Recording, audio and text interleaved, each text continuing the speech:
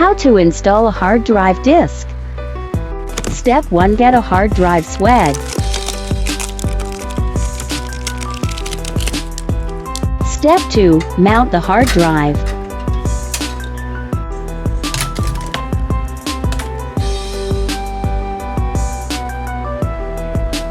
God damn, it's so satisfying when it clicks in place. Step 3. Install SATA cable in motherboard and hard drive.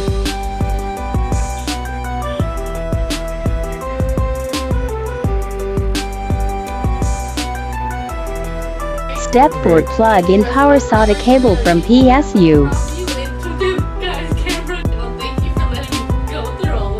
Now close the hoe up and you're done and ready to download 2 terabytes of your fave anime.